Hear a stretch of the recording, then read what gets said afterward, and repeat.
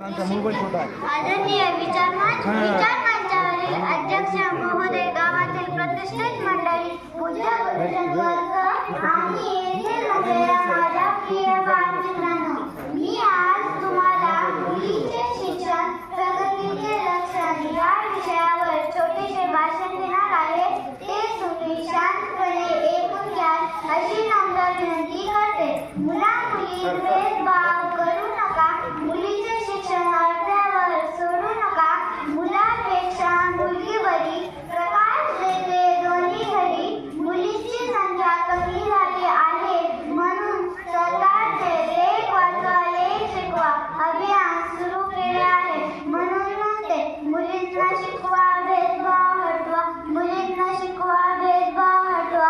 असे नुसतं सांगून जमायचे नाही. असे नुसतं सांगून जमायचे नाही. शिक्षण देऊन शहाण करायचं आहे. शिक्षण देऊन शहाण करायचं आहे. दुसरा काही उपाय नाही. दुसरा काही उपाय नाही. आपण सर्वांनी शौचालय